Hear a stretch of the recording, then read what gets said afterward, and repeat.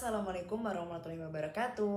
Halo teman-teman, salam kenal aku Fikri. Dan kali ini mari kita sharing-sharing lagi seputar beasiswa.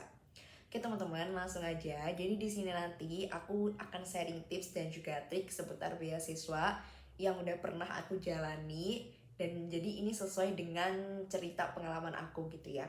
Nah sebelumnya, alhamdulillah banget aku berkesempatan untuk mendapatkan beasiswa Indonesia Bangkit, atau yang mungkin sekarang dikenalnya itu sebagai BIP. Nah, beasiswa ini adalah beasiswa kolaborasi ya teman-teman. Jadi ini kolaborasi antara Kemenak dan juga LPDP RI.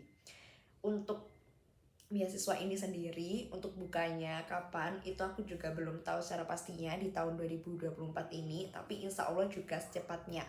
Apalagi ini pengumuman dari masuk PTN ataupun PTKIN kan juga udah muncul ya teman-teman, baik itu yang masuk di PTN umum ataupun seperti di UIN atau IAIN gitu.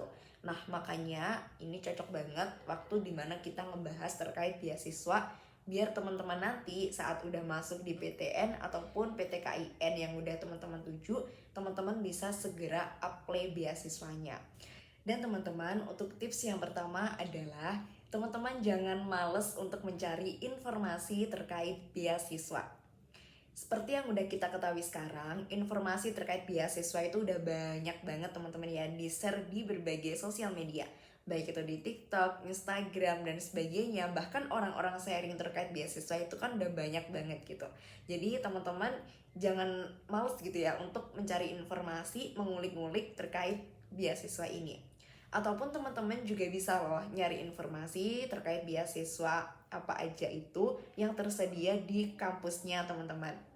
Dan buat teman-teman yang mungkin udah keterima nih di PTKIN atau PTN, karena kan jalur masuk pertama udah diumumin juga kan ya. Nah ini bisa banget gitu teman-teman mulai mencicil, mencari informasi terkait beasiswa apa aja yang ada di PTKIN atau di PTN teman-teman kuliah gitu. Untuk beasiswa sendiri banyak banget ya teman-teman. Ada beasiswa yang mana itu beasiswa dari pemerintah ataupun dari swasta. Jadi nanti teman-teman bisa search, bisa cari gitu, dicari informasinya secara detail kira-kira beasiswanya tuh apa aja, ini disediakan pemerintah atau swasta. Nanti teman-teman bisa mencari. Nah, menurutku mulainya kita mencari informasi ini gitu ya. Nah, menurutku teman-teman, dengan kita mulai mencari informasi ini adalah salah satu langkah terpenting juga untuk kita bisa mendapatkan beasiswa tersebut. Karena pengalaman dari aku, dulu itu aku pernah di semester 1 gitu ya. Aku tuh mau nyari beasiswa, atau maksudnya aku mau daftar di beasiswa gitu kan. Tapi ternyata aku tuh udah ketinggalan di pendaftarannya gitu. Jadi udah kayak ya udah gitu ya, aku pasrah gitu. Karena ya mau gimana lagi, namanya juga udah tutup pendaftarannya. Jadi ya mau nggak mau ya berarti aku harus merelakan bahwa aku kehilangan kesempatan untuk keterima di beasiswa tersebut gitu. Walaupun ya alhamdulillahnya gitu ternyata Allah menemukanku dengan beasiswa lain yang alhamdulillah juga berbanding juga gitu ya, dan bahkan aku sangat bersyukur gitu menerima beasiswa yang sekarang ini. Nah tapi ini merupakan salah satu pelajaran juga gitu kan ya teman-teman, bahwa jangan sampai kita ini malas-malasan untuk mencari informasi. Jangan sampai seperti aku yang mana aku ketinggalan juga terkait informasi dari beasiswa, salah satu beasiswa yang mana dulu juga aku pernah mau mendaftar di situ gitu.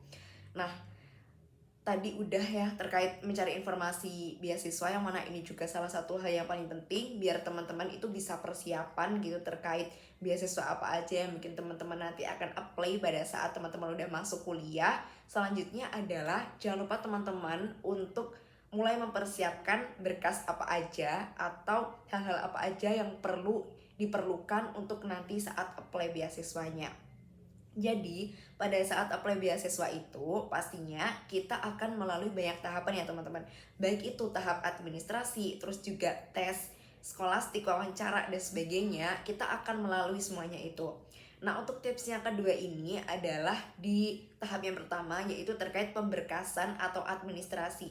Yang mana di sini teman-teman pasti membutuhkan banyak banget berkas juga yang nanti akan digunakan untuk apply di beasiswa tersebut.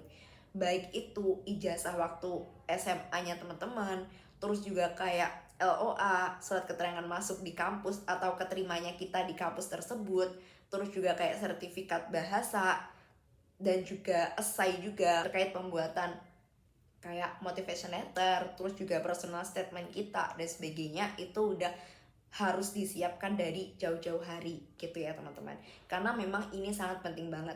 Jangan sampai saat nanti deadline dari pemberkasan ini udah hampir selesai namun ternyata masih banyak berkas yang kita butuhkan. Kayak pengalaman dari aku kemarin juga gitu. Jadi pada saat aku mau apply beasiswa, yang mana di situ diwajibkan harus memakai ijazah yang resmi, nggak boleh pakai SKL atau surat keterangan lulus, maka di situ aku tuh masih kayak kelabakan gitu ya. Aku masih kebingungan untuk gimana ini biar aku bisa dapetin ijazahku yang asli gitu, karena yang pada saat itu ijazah di M aku itu belum jadi, dan kebetulan banget di M aku itu juga barusan aja ganti kepala sekolah. Jadi dengan otomatis kayak pergantian kepala sekolah itu juga sedikit mempengaruhi pada ijazahnya alumninya gitu ya teman-teman. Jadi kayak pembuatannya tuh jadi lebih mundur gitu, yang harusnya di bulan ini misalkan jadinya jadi mundur gitu. Jadi memang pada saat itu salah satu problemku juga di situ, di ijazah, karena memang pada saat itu di beasiswaku BIB ini harus diwajibkan dengan ijazah resmi, nggak boleh pakai SKL. Nah makanya itu teman-teman, kalau misalkan teman-teman mau daftar atau apply di beasiswanya itu, jangan lupa untuk sekalian ngecek juga gitu terkait berkas yang dibutuhkan tuh apa aja. Kalau misalkan teman-teman butuh yang namanya ijazah, terus teman-teman butuh surat keterangan apa gitu, mungkin dari desa dan sebagainya, dipersiapkan gitu biar nanti saat mau mendaftar itu udah siap semuanya. Dan jangan lupa teman-teman juga jangan sampai main-main dengan yang namanya surat-surat ini atau berkas-berkas ini. Jangan sampai menggunakan berkas yang palsu dan sebagainya. Jadi benar-benar harus murni ya teman-teman. Ini penting banget ya. Pesan dari aku, teman-teman harus pakai yang benar-benar resmi, nggak boleh ada yang namanya palsu-palsuan atau tipu-tipuan gitu. Jadi kalau misalnya ijazah, benar-benar harus ijazah yang resmi, legalisir resmi dari kepala sekolah MA-nya kita gitu. Terus juga biasanya kan ada kayak surat transkrip nilai. Kalau misalkan transkrip nilai itu biasanya kan dari semester, kayak hampir semester akhir waktu kita SMA gitu ya. Nah itu juga jangan lupa untuk dipersiapkan. Terus terkait surat-surat lainnya itu biasanya juga tiap beasiswa itu akan beda-beda gitu, terkait syarat-syarat berkas apa aja yang diperlukan pada saat kita nge-apply di beasiswa tersebut. Nah makanya saat kita mencari informasi terkait beasiswa, jangan lupa juga untuk teman-teman ngecek juga terkait berkas-berkas apa aja gitu yang dibutuhkan di beasiswa tersebut. Dan untuk tips yang ketiga adalah perbanyak latihan ya teman-teman. Jadi seperti yang udah aku spill di awal tadi, bahwa nantinya kita akan melalui berbagai tahapan, baik itu di tahap seleksi administrasi atau pemberkasan, terus juga di tes skolastik atau tes tulis, dan yang ketiga adalah ini biasanya paling puncak adalah di tes wawancara.